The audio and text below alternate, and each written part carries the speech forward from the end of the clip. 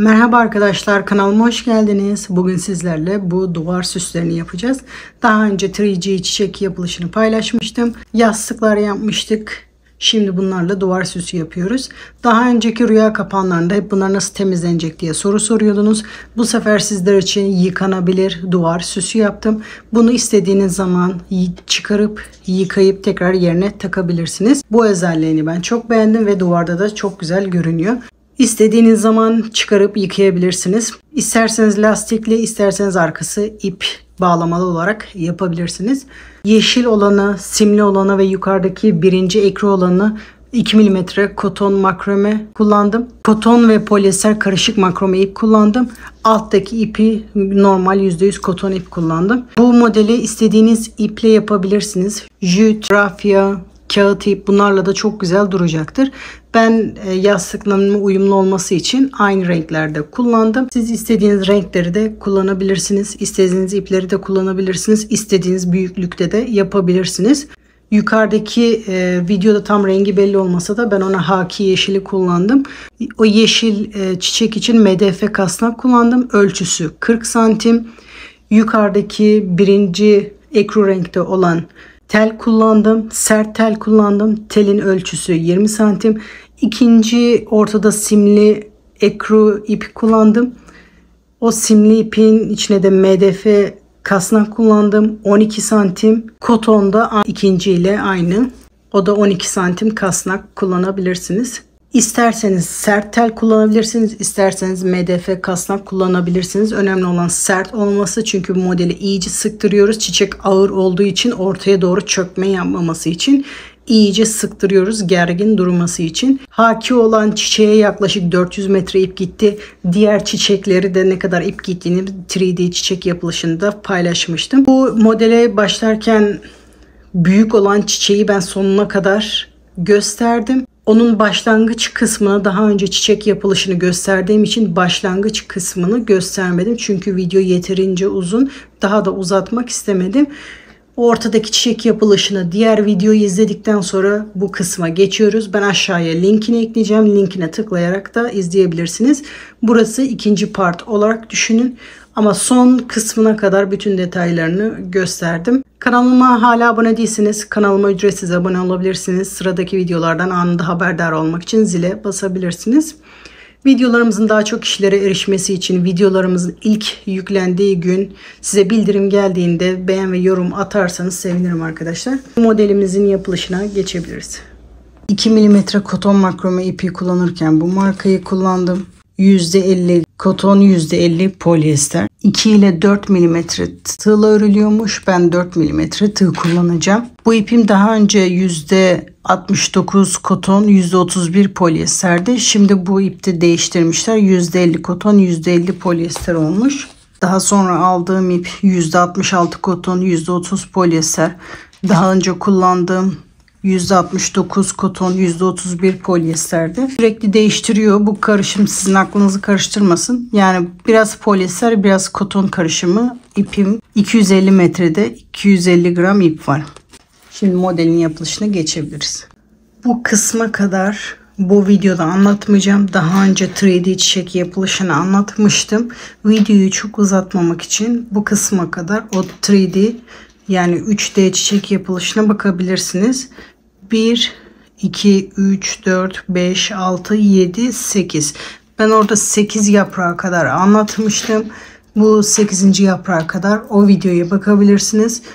Aşağıya linkini bırakacağım. Aşağıdaki linkten tıklayarak o videoya ulaşabilirsiniz.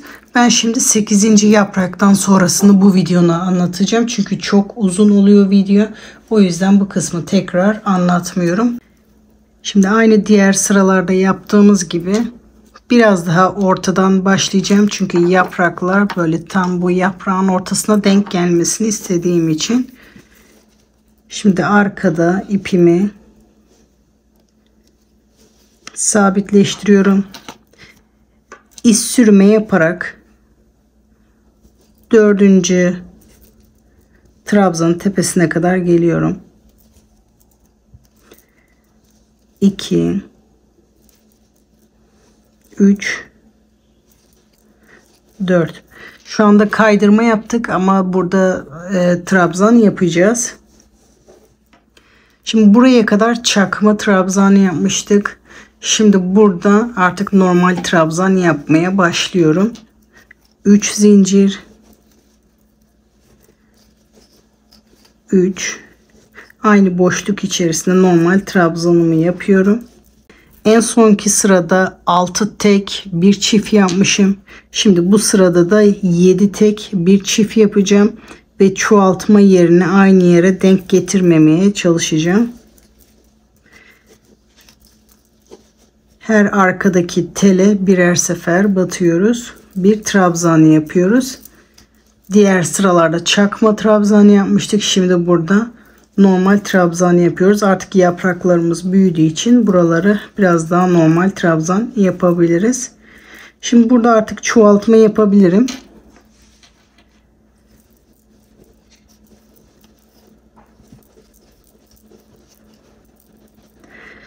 Bir, iki, üç. Burada 4 tek oldu. Biterken burada da 3 tek yapacağım. O zaman toplamda 7 tek olmuş oluyor. Şimdi 7 tane tek olarak yapacağım. Sıradaki trabzanın tepesine batarak bir trabzan, sıradakine batarak bir trabzan, sıradakine batarak bir trabzan, sıradakine batarak bir trabzan. Bu şekilde toplamda 7 tane yapıyoruz. 1 2 3 4 5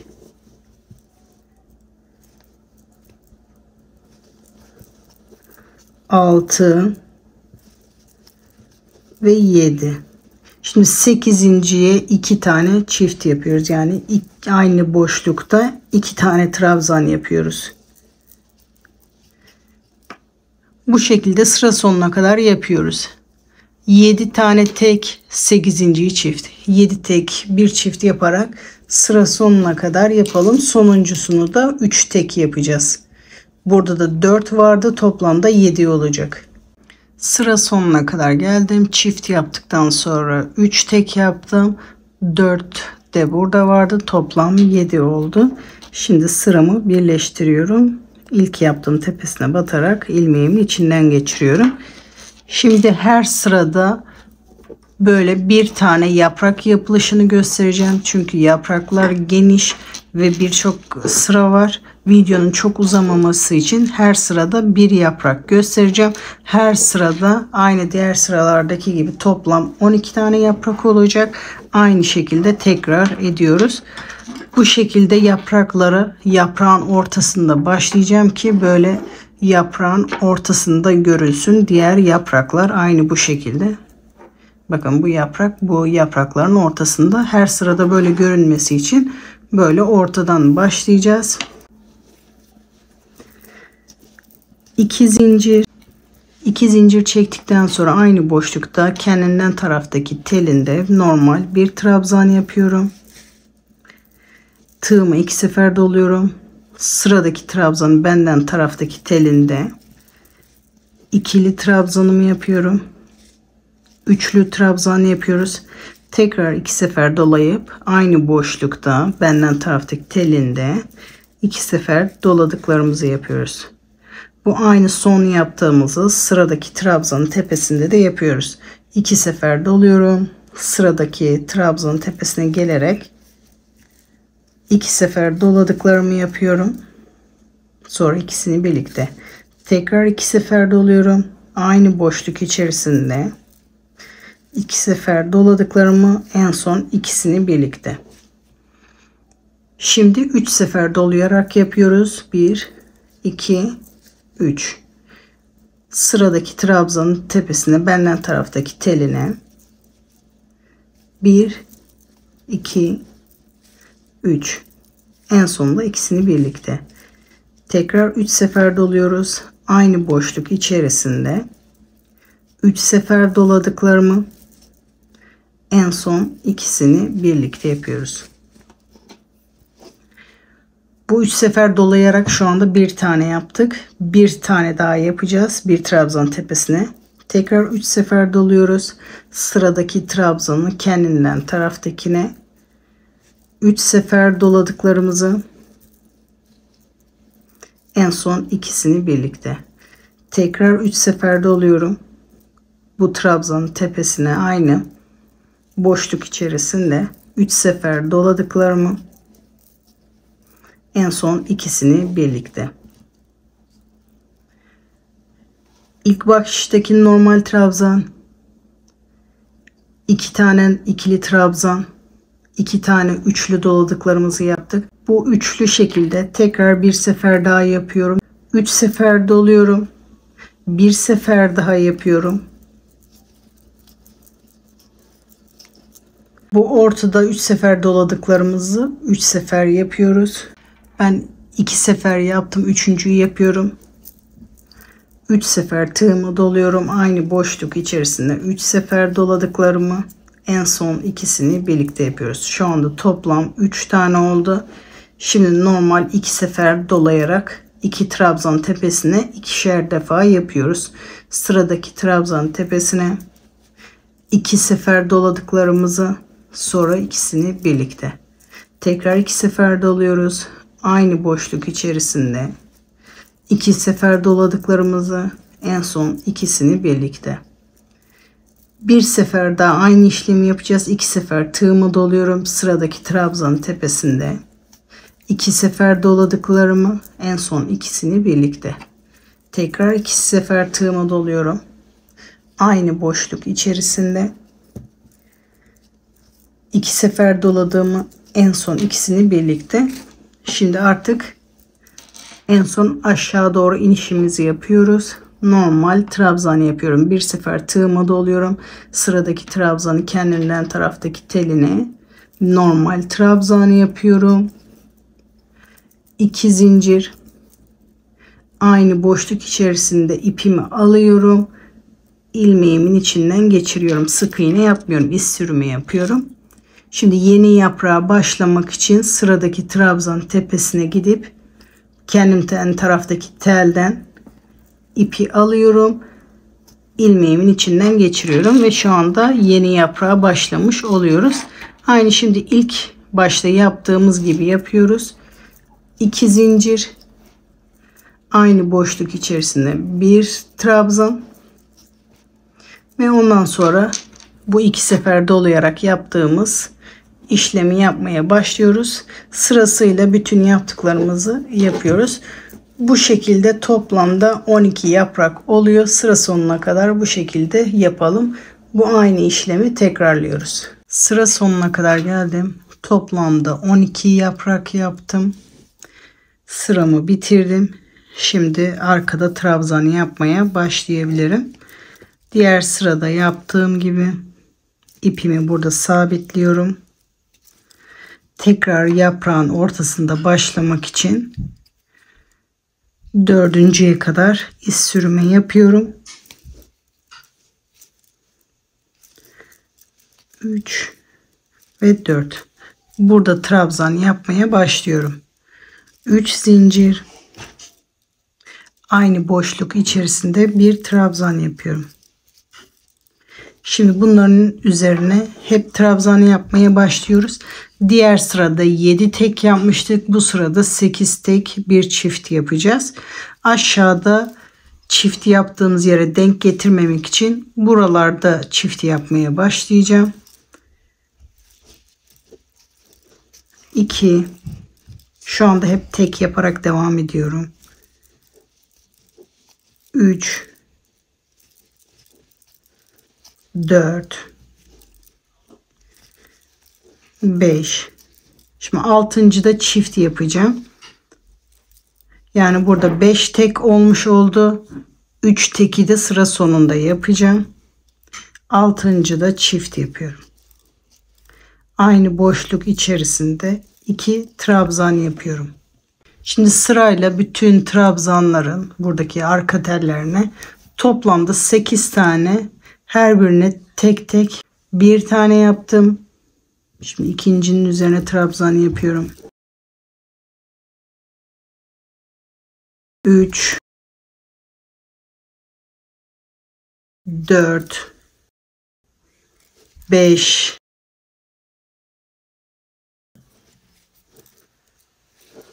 6, 7, 8. tek yapıyorum. Toplamda 8 tane tek olarak yaptım. Şimdi 9'uncuyu aynı trabzan içerisinde 2 tane trabzan yapıyorum. Yani çift yapıyorum. 9'uncuyu 2 tane yapıyorum. Bu şekilde sıra sonuna kadar 8 tek bir çift yapıyoruz. Sonuncusunda 3 tek olarak bitecek. Çünkü burada 5 tek vardı. Sıra sonuna kadar bu şekilde yapalım. Sıra sonuna kadar geldim. Sıra başında 5 tek yapmıştık. Şimdi sıra sonunda da 3 tek yaptık. Yine normal 8 tane teki tamamladık. Şimdi ilk yaptığım trabzanın tepesine batarak ipimi alıyorum. İlmeğimin içinden geçirerek sıramı tamamlıyorum. Şimdi tekrar yaprağın ortasında başlamış olduk. Şimdi yeni yaprak yapmaya başlayacağız. Aynı aşağıdaki yaprak gibi yapacağız. Burada ortada 3 tane yapmıştık. Tığımızı üçlü dolayarak şimdi 4 tane yapacağız. Aynı yaprağı tekrar edeceğiz. Sadece bir tane arttıracağız ortada. 2 zincir, aynı boşluk içerisinde bir trabzan. Bu yaprak işlemini yaparken hep kendimizden tarafta yapacağız. Trabzan işlemini yaparken arka taraftaki tellerini yapacağız. Bunu her seferinde tekrar etmeme gerek yok. Tığımı 2 sefer doluyorum. Sıradaki trabzanın üzerinde 2 sefer doladıklarımız, sonra ikisini birlikte 2 sefer doluyoruz. Trabzanımızı yapıyoruz. Şimdi bir tane yaptık böyle. Şimdi sıradaki trabzanın üzerine gidiyoruz. 2 sefer doladıklarımı tekrar aynı trabzanın içerisinde 2 sefer doladıklarımı, ikisini birlikte. Şimdi 3 sefer dolayarak yapmaya başlıyoruz. 3, aynı trabzan içerisinde 1, 2, 3, sonra ikisini birlikte. 3 sefer doluyorum.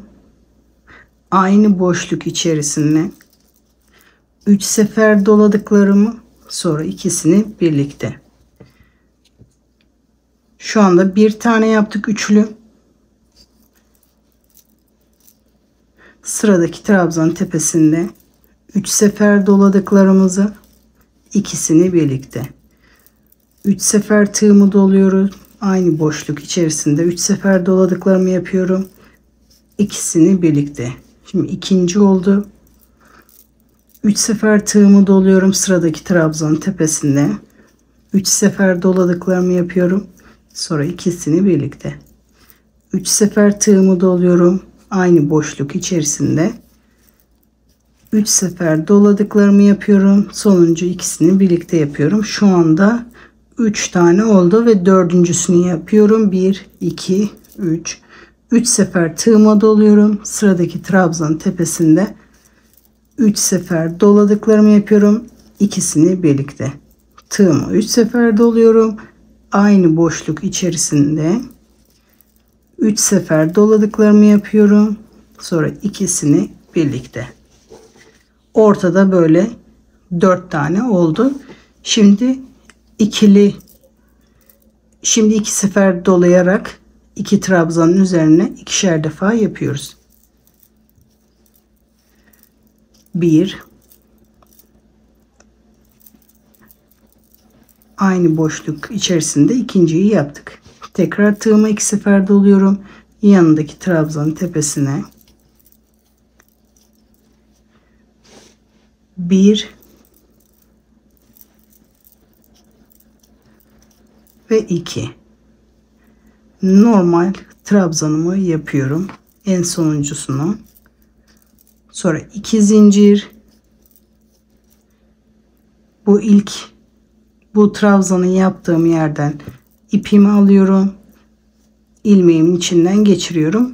Bu yaprağımızı bitiriyoruz. Şimdi diğer yaprağa başlamak için sıradaki ilmeğin içinden bir ipimi alıyorum. İlmeğimin içinden geçirerek yandaki trabzana kaydırma yapıyoruz. 2 zincir çekip aynı boşluk içerisinde bir trabzan yapıyorum ve bu şekilde yeni yaprağa başlıyoruz. Aynı işlemi diğer Tekrar göstermeyeceğim. Aynı işlemi burada da yapmaya devam ediyoruz. Bu şekilde toplam 12 tane yaprak yaparak sıra sonuna kadar yapalım. Toplamda 12 yaprak yaptım. Sıra sonuna kadar geldim. Şimdi aynı trabzan yapmaya arkaya başlıyoruz. İpimi arkada sabitliyorum. Yaprağın ortasında başlamak için yaprağın ortasına kadar iz sürme yapıyorum. Bu sefer 5 tane yapacağım. 1 2 3 4 5.'nin ortasına geliyorum. Şimdi burada trabzan yapmaya başlıyorum. 1 2 3 aynı boşluk içerisinde trabzan yapıyorum. Tam arttırma yaptığım yerin üzerine gelmişim. Şimdi bu sırada 9 tek bir çift yapacağız. Aynı yerlerde arttırma yapmıyorum ki köşe olmasın.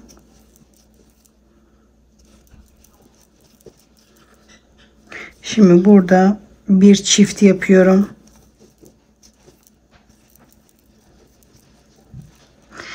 Bir, iki, üç, dört tek yaptıktan sonra bir çift yaptım. Şimdi 9 tek yapıyorum. Ondan sonra bir çift yapacağım.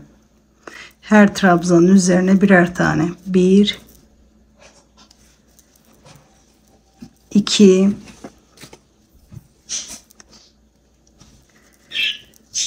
3 4 5 6 7 8 ve 9. Şimdi 10.'yu aynı boşluk içerisinde 2 tane yapıyorum. Yani çift yapıyorum. 1 2. Bu şekilde sıra sonuna kadar 9 tek bir çift yaparak sıramızı bitirelim. Burada toplam 4 tek yaptık. Sıra sonunda da 5 tek yaparak sıramızı bitireceğiz.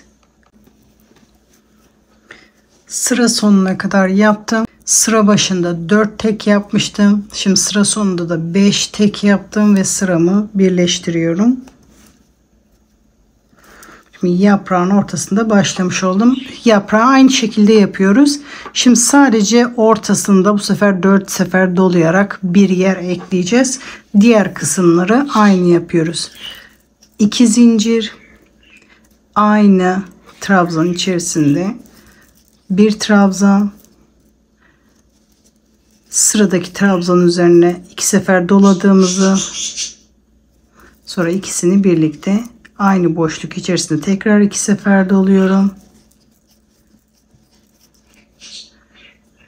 2 sefer doluyorum. Sıradaki trabzanın üzerine 2 sefer doladıklarımı yapıyorum. 2 sefer doluyorum. Aynı trabzanın içerisinde 2 sefer doladığım, sonra ikisini birlikte. Şimdi 2 tane, burada toplamda 4 tane üçlü yaptığımız yer vardı 3 sefer dolayarak. Şimdi bunu 4 taneyi yapacağız. Ama 2 bu tarafta, 2 bu tarafta yapacağız. Ortada bir tane, 4 tane dolayarak yapacağız. Yani toplamda hepsini yapacağız ama tam ortada dörtlüsünü yapacağız. Şu anda 2 tane trabzanın üzerine 2'şer tane 3 sefer dolayarak yapacağız. 3 sefer doladım. İlk trabzanın üzerine yapıyorum şimdi. Tekrar 3 sefer doluyorum. Aynı boşluk içerisinde 2 defa yapıyoruz. Şimdi bir tanesini yaptım. Tekrar 3 sefer doluyorum. İkinci trabzanın üzerine 3 sefer doladıklarımı, sonra ikisini birlikte. Tekrar aynı boşluk içerisinde 3 sefer doladığımı, sonra ikisini birlikte. Şimdi diğer sırada yaptığımız yaprağın tam yarısını yaptım.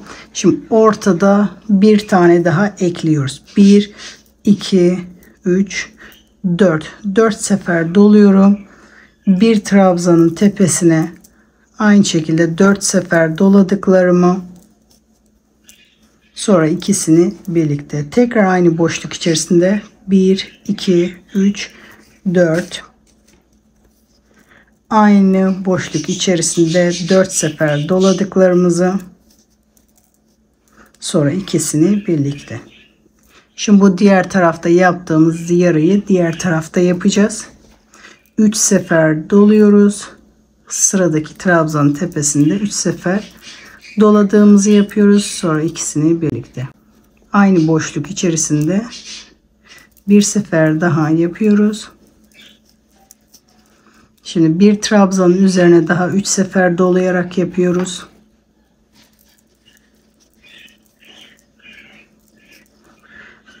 İkincisini de yapıyorum aynı boşluk içerisinde.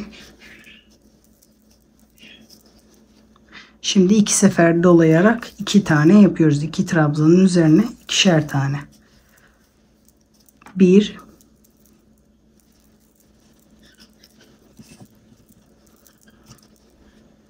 aynı boşluk içinde 2 tane yaptım. Bu bir trabzanın üzerine. Şimdi bir trabzanın üzerine daha aynı işlemi yapıyoruz.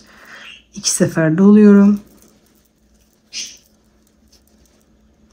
Tekrar aynı boşlukta yapıyoruz. Bir sefer tığıma doluyorum. Trabzanın tepesinde bir trabzan yapıyorum. 2 zincir. Bu battığım yere gelerek iz sürme yapıyorum. İlmeğimin içinden geçiriyorum ve bu yaprağı bitiriyoruz. Şimdi sıradaki yaprağa başlamak için sıradaki trabzanın tepesinden ipimi alıyorum. İlmeğimi geçiriyorum. 2 zincir aynı boşluk içerisinde trabzan yaparak yaprağıma başlıyorum. Şimdi bu en son yaptığım bu yaprağı bu sırada da 12 adet yaparak sıramızı tamamlıyoruz. Sıra sonuna kadar toplam 12 tane yaprak aynı bu şekilde yapalım sıra sonuna kadar. Sıra sonuna kadar toplam 12 yaprak yaptım. Şimdi yeni sıraya başlıyoruz. Arkada trabzanımı, arkada ilmeğimi sabitliyorum. Aynı diğer sıralarda yaptığımız gibi ortaya kadar bu 4 tane dolayarak yaptığım yere kadar iz sürme yapıyorum.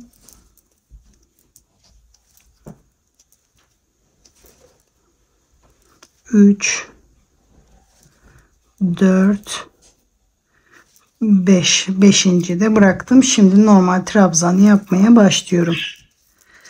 3 aynı boşluk içerisinde trabzan yapıyorum.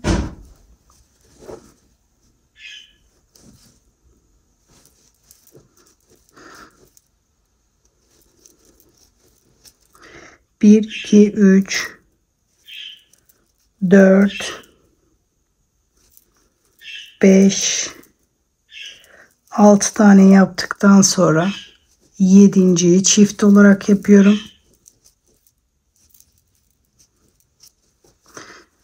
Aşağıda 9 tek yapmıştık. Şimdi 10 tane trabzan yapıyoruz. 11.'yi çift yapıyoruz. Şimdi bütün trabzanların üzerine birer tane trabzan yapıyoruz. 1, 2, 3, 4, 5, 6, 7, 8, 9, 10. Şimdi 11.'yi çift yapıyorum. 11. Bu şekilde sıra sonuna kadar 10 tek bir çift yapıyoruz. Burada 1, 2, 3, 4, 5, 6 tek yaptık. 4 tek yaparak sıramızı bitiriyoruz. Sıra sonuna kadar bu şekilde yapalım. Sıra sonuna kadar geldim. Burada 6 tek başlayıp 4 tekle biteceğimizi unutmayalım. Şimdi ilk yaptığım trabzanın tepesine batarak ilmeğimi birleştiriyorum. Şimdi yaprak yapmaya başlıyoruz. Aynı aşağıdaki işlemi tekrarlıyoruz. Burada ortada 4 sefer dolayarak bir yere batmıştık. Şimdi bunu 2 yerde batarak bir tane çoğaltacağız. Bu kenarlar aynı. Bu ortadaki kısmı bir tane çoğaltacağız. 2 zincir, aynı boşlukta bir trabzan. Bu kısımlar aynı olduğu için biraz hızlı gideceğim. Tığımı 2 sefer doluyorum. Sıradaki trabzanın üzerinde trabzanımı yapıyorum. 2 sefer doluyorum. Aynı boşluk içinde trabzanımı yapıyorum. Tekrar 2 sefer doluyorum. Sıradaki boşlukta trabzanımı yapıyorum. 2 sefer doluyorum. Aynı boşlukta trabzanımı yapıyorum. 3 sefer doluyorum. Sıradaki trabzan tepesinde trabzanımı yapıyorum. 3 sefer doluyorum. Aynı boşlukta trabzanımı yapıyorum. 3 sefer doluyorum. Aynı boşlukta trabzanımı yapıyorum. 3 sefer doluyorum. Aynı boşlukta trabzanımı yapıyorum. Burayı biraz hızlı gittim çünkü aşağıdaki ile aynı. 2 sefer üçlü dolayarak yaptım. Şimdi ortada 4 sefer dolayarak yapıyoruz.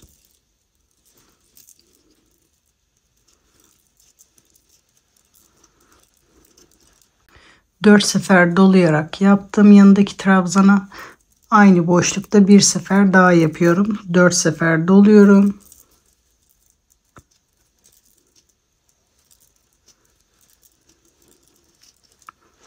Bir trabzana daha 4 sefer dolayarak yapıyorum.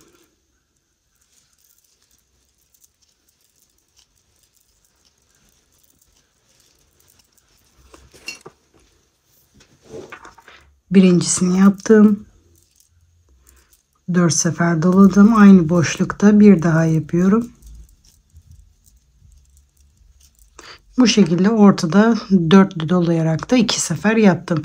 Şimdi diğer yarısını bu tarafa yapıyoruz. 3 sefer doluyorum. Yanındaki trabzana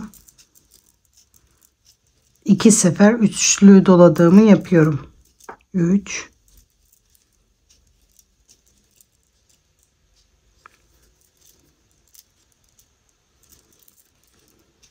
1 2 3. Birincisini yaptım. Şimdi ikincisini yapıyorum. İkinci trabzanın üzerine bir, aynı boşluk içerisinde ikincisini yapıyorum.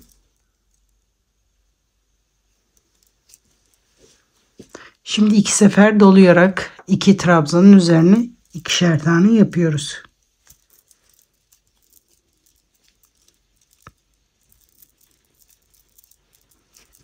Birincisini yaptım.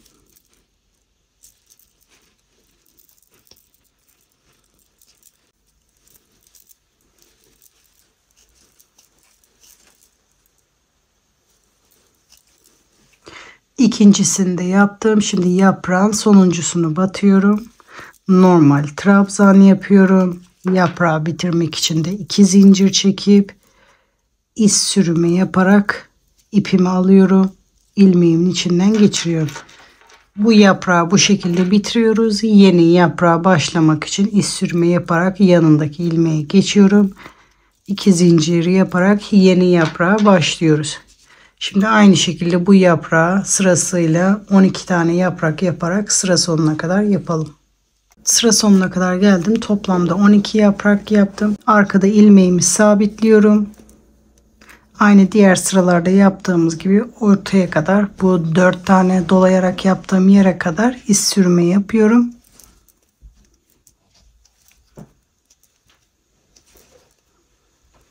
Üç, 4, 5. 5'inci de bıraktım. Şimdi normal trabzan yapmaya başlıyorum. Aynı boşluk içerisinde trabzan yapıyorum. Burada çoğaltma yapmışım. Aynı yerde çoğaltma yapmayacağım. Buralarda yapacağım. Bu sırada da 11 tek bir çift yapıyoruz. 3, 4. Hepsini ayrı ayrı trabzanlara yapıyorum. 5, 6. Şimdi burada çift yapıyorum. Şimdi burada 6 tek oldu. Burada da 5 tekle bitireceğim. 11 tek, bir çift yapıyoruz. Şimdi 11 tane tekli trabzan yapıyoruz. Her trabzan tepesine birer tane trabzan yapıyoruz. 1 2 3 4 5 6 7 8 9 10 11 12.yi çift yapıyorum. Bu şekilde sıra sonuna kadar 11 tek bir çift yapıyoruz. Sonunda 5 tek olarak sıramızı bitiriyoruz. Sıra sonuna kadar geldim. İlk yaptığım trabzanın tepesine batarak ipimi alıyorum. İlmeğimin içinden geçiriyorum. Şimdi bu yaptığımız yaprağın aynısını yapıyoruz. Ortada yaptığımız dörtlüden bir tane daha ekliyoruz. Ortada 2 tane 4 sefer dolayarak yapmıştık. Şimdi 3 sefer dolayarak ortada yapacağız. Bir tane ekleyeceğiz. 2 zincir, aynı trabzan içerisinde kendinden taraftaki telde bir trabzan, 2 sefer doluyoruz. Buradaki trabzan tepesinde trabzanımızı yapıyoruz 2 tane. 2 sefer doluyoruz. Aynı boşluk içerisinde bir trabzan yapıyorum. 2 sefer doluyorum. Sıradaki trabzanın tepesinde bir trabzan yapıyorum. Tığıma 2 sefer doluyorum. Aynı boşluk içerisinde trabzanımı yapıyorum. Şimdi ikililer bitti. 3 sefer tığımı doluyorum. Sıradaki trabzanın tepesinde üçlü trabzanımı yapıyorum. 3 sefer doluyorum. Aynı boşluk içerisinde trabzanımı yapıyorum. Bir sefer daha 3 sefer dolayarak trabzan yapıyorum. Trabzanın üzerine trabzanımı yapıyorum. 3 sefer doluyorum. Aynı boşluk içerisinde trabzanımı yapıyorum. Buraya kadar aynı diğer sıradaki gibi. Şimdi ortada 3 tane trabzanın tepesine 4 sefer dolayarak yapıyoruz.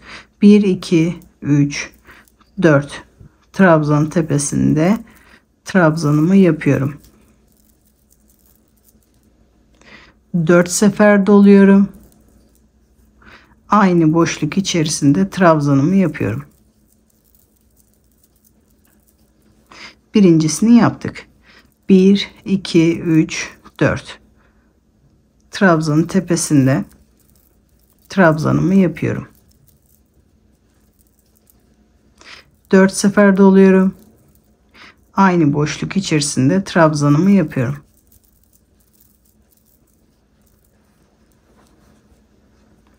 Dört sefer doluyorum. Sıradaki trabzanın tepesinde trabzanımı yapıyorum.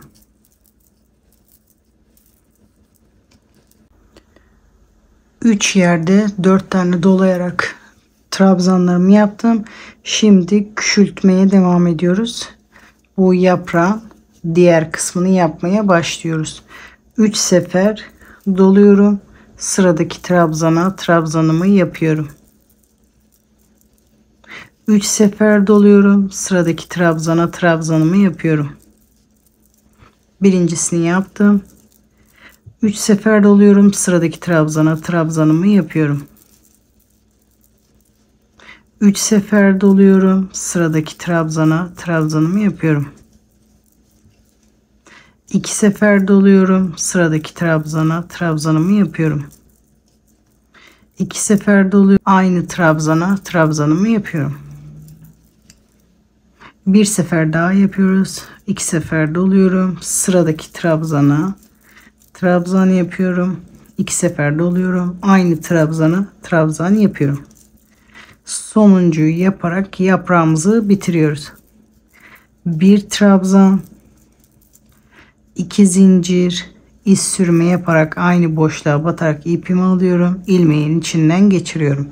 yeni yaprağa başlamak için yanındaki trabzanın içinden ipimi alıyorum. İlmeğimi oraya kaydırma yapıyorum. 2 zincir çekerek yeni yaprağa başlayabiliriz. Aynı şekilde sıra sonuna kadar toplamda 12 yaprak olacak şekilde sıramızı tamamlayalım. Sıra sonuna kadar geldim. 12 tane yaprağı yaptım. Şimdi yeni sıraya başlamadan önce bunu ölçmek istiyorum. Yeterli sıraya geldik mi? Eğer yeterli sıraya geldiysek buradan trabzan yapmaya başlayacağım. Eğer hala yaprak yapmam gerekiyorsa sıra ortasından başlayacağım. Şimdi ölçelim, ondan sonra yapmaya devam edelim. Kasnağımı ölçüyorum. Bakıyorum benim için yeterli. Benim için yeterli ölçü olmuş mu?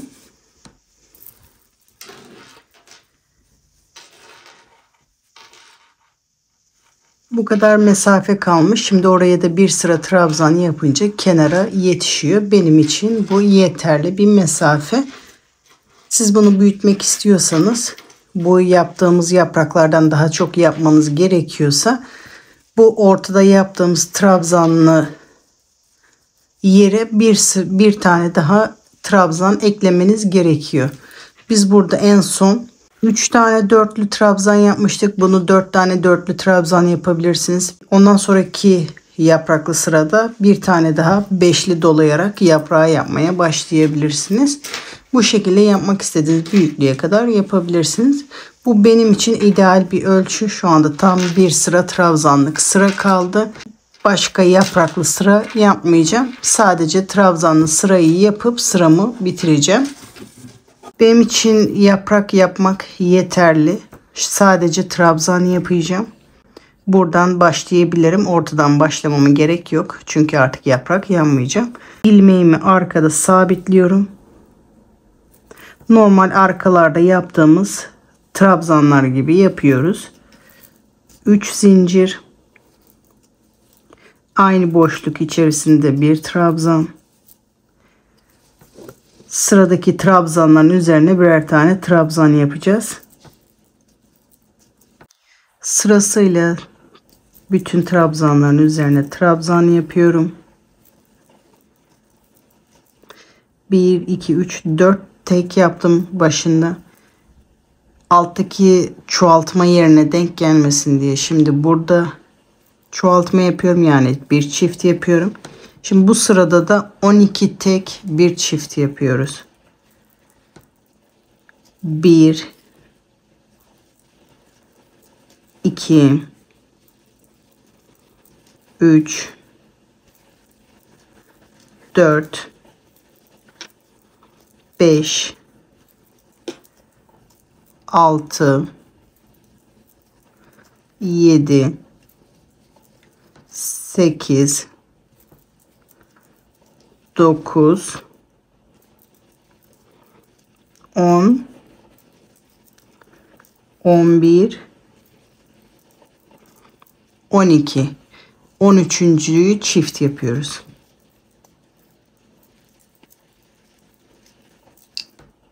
Bu şekilde sıra sonuna kadar 12 tek bir çift yaparak sıra sonuna kadar yapalım. Burada 3 tek yapmıştık. 9 tek olarak sıra sonunda bitireceğiz. Sıra sonuna kadar geldim. Başlangıçta 3 tek, sıra sonunda 9 tek olarak yaptım. İlk yaptığım trabzanın tepesine batarak ipi alıyorum. İlmeğimin içinden geçiriyorum ve sıramı birleştiriyorum. Şimdi bu sıramızı yaptıktan sonra bir sıra daha trabzan yapıyorum. Bu sırada 12 tek bir çift yapmıştık. Yeni sırada 13 tek bir çift yapıyoruz. Zincir çekerek başlıyorum. Trabzanın tepesine normal trabzanımı yapıyorum. Sıradaki trabzanın tepesine trabzan. Bu şekilde bütün trabzanların tepesine trabzan yapıyoruz. Çift olana kadar. Diğer sırada burada çift yapmışım. Buralarda bir yerde boşlukta çift yapacağım. 1, 2, 3, 4, 5, 6, 7, 8, 9,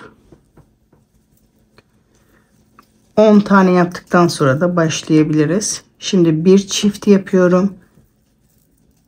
Yani aynı boşluk içerisinde 2 trabzan yapıyorum. Şimdi 13 tek bir çift yapıyoruz. 13 tane tek olana kadar bütün trabzanların üzerine birer tane trabzan yapıyoruz. 1 2 3 4 5 6 7 8 9 10 11 12 13 tane yaptım. 14.'ü aynı trabzan içerisinde 2 tane yapıyoruz. Yani çift yapıyoruz. Bundan sonra 13 tek bir çift yaparak sıra sonuna kadar yapalım. Burada 10 tane tek yapmıştık. Sıra sonunda da 3 tane yaparak 13 teki tamamlamış oluyoruz. Sıra sonuna kadar bu şekilde 13 tek bir çift yaparak sıramızı tamamlayalım. Sıra sonuna kadar geldim. İlk yaptığım tepesine batarak sıramı birleştiriyorum. Kasnağımı koyup tekrar bakıyorum. Şöyle hafif esneterek yapacağız. Yeterli ölçüye gelmiş. Şimdi son sırayı yapacağız. Yeterli ölçüye gelmişiz. Son sırayı yapacağız. 5 zincir çekerek sıraya başlıyorum. Tığımı doluyorum. 2 trabzan tepesi atlıyorum. Üçüncüye batarak trabzan yapıyorum. Burada 3 zincir trabzan yerine 2 zincir ara zincir için çektik. Şimdi her boşlukta arada 2 zincir yapacağız. Burada 2 trabzan tepesi de boş bırakacağız. 2 zincir, 2 trabzan tepesi atlıyoruz. Üçüncüye batarak trabzan yapıyoruz. 2 zincir,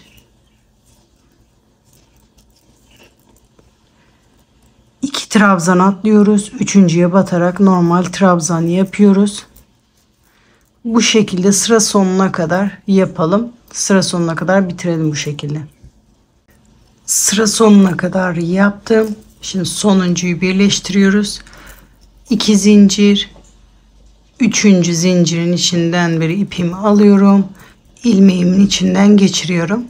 Bir zincir çekerek ipimi kesiyorum.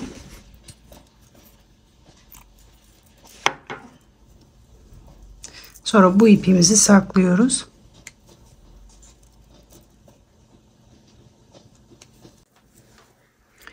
Şimdi bu yaptığımız boşluklarda lastik geçireceğiz. Ben elimde olan bu lastiği geçireceğim. Ne türde olduğu hiç fark etmiyor. Aynı renkte yeşil lastik olsaydı daha iyi olurdu ama aynı renkte bulamadım. Bu şekilde kitle iğne yardımıyla geçireceğim.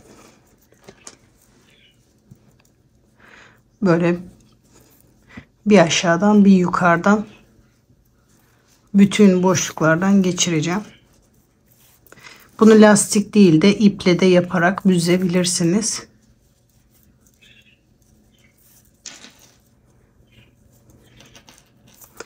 Bu şekilde sıra sonuna kadar bütün boşluklara geçirelim. Sıra sonuna kadar geldim. Sonuncuyu da geçiriyorum. Ucu kaçırmamak için diğer ucu da şu anda kitle iğneye takıyorum. Kasnağı geçirirken ucu kaçmasın diye.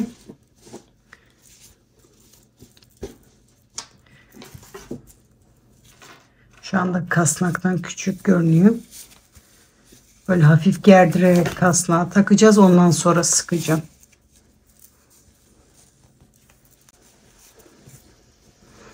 Şu şekilde şu anda lastik takınca. Şimdi kasnağı içine geçireceğiz.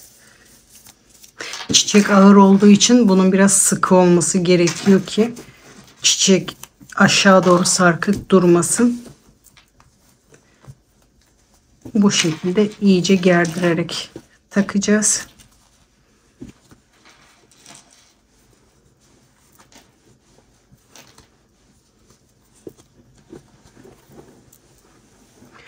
Ondan sonra bu lastik kısmını sıktıracağım. Şimdi sıktırıyorum iyice.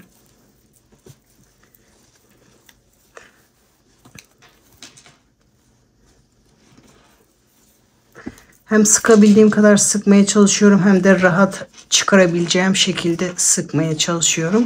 Çünkü yıkanabilir olacak bu.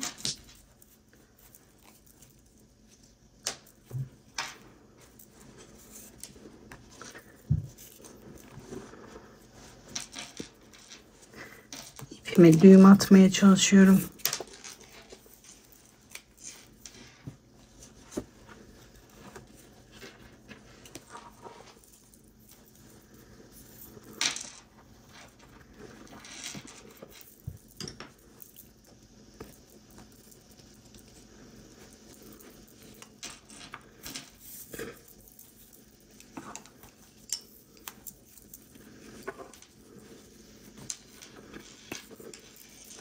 Bu şekilde tığ yardımıyla düğüm attım.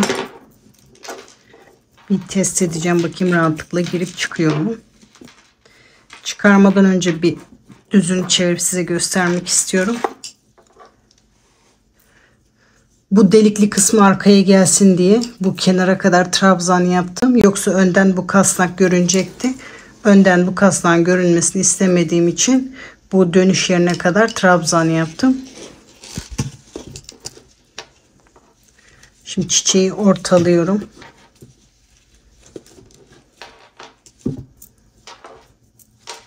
Bu şekilde bütün yaprakları düzeltip asacağız.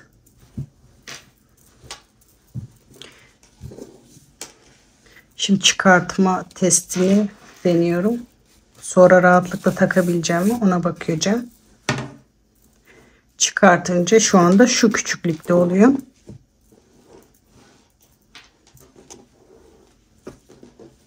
Önden de bu görüntüde. Şimdi bu şekilde kasnağı takmayı deneyeceğim. Eğer bu şekilde kasnağı da geçirebilirsem lastiğimi oradan keseceğim.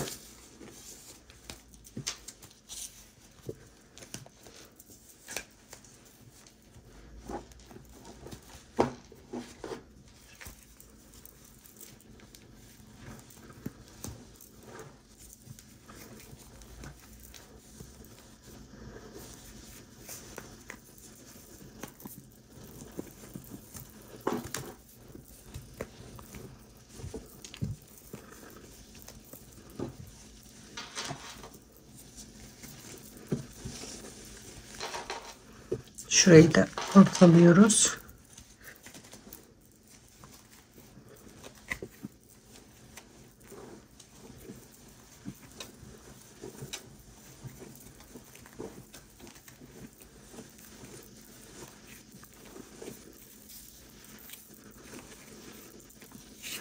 Dediğim gibi bunu iple de yapabilirsiniz. Bu ölçü benim için yeterli. Şimdi bu lastiğimizi buradan kesebiliriz. Ben bu şekilde 2 tane de küçük hazırladım. Kasnağımın boyuna göre çiçeği yaptım. Bunu tam kenara kadar yaptım çiçekleri. Bu bir tanesini ipli yaptım size göstermek için. Kasnağımı içine koyuyorum. Kenarları aynı büyükte gösterdiğim gibi yapıyoruz. Kasnağın kenarına kadar gelecek şekilde. İyice sıktırıyorum. Önde çiçek gergin dursun diye. Bunda kenar sırasını bir sıra yaptım. Büyüğünde 2 sıra yapmıştım. Kenarı kapatması için bunu bir sıra trabzan yapıp direkt kareli yere geçtim. İyice sıktıktan sonra bağlıyorum ipimi. Ve içine doğru fazlalıkları atıyorum. Yıkarken de açıp kolaylıkla yıkayıp açabilirsiniz. İyice düzeltiyorum. Önlerine bu şekilde görünüyor. Diğerini de bu şekilde lastikli yaptım. Bunu da aynı tel ölçüme göre yaptım. Bunda sert bir tel kullandım. Yamulmuyor. Yamulursa bu olmaz. Çünkü iyice sıktırıyoruz.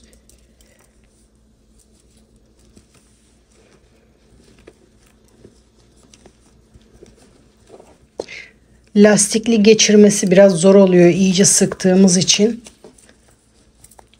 İple bağlamak daha kolay oldu. Bunda 2 sıra trabzan yaptım. 1 sıra trabzan da yapabilirsiniz. Bu da önden bu şekilde. Bu ipli, bu lastikli, hangisi hoşunuza gidiyorsa o şekilde yapabilirsiniz. Ama ipli daha kolay gibi görünüyor. Bunun sıraları değişik. Bunu bu kasnağa göre yaptım. Bunu bu da telime göre yaptım. Hangi çiçek yaprak sayısı sizin kullanacağınız çerçeveye göre uygunsa o çiçek yaprağına kadar yapalım. Şimdi bitmiş hallerini size göstereyim. Şimdi bitmiş halinde duvara taktım. Ben bitmiş halini çok beğendim yastıklarla. Çok güzel durdu. Sizlerin fikirlerinizi çok merak ediyorum. Kimler yapacak bu modeli yoruma yazsın. Çok merak ediyorum. Yapılışı bu kadar. İstediğiniz zaman çıkarıp yıkayıp tekrar yerine takabilirsiniz.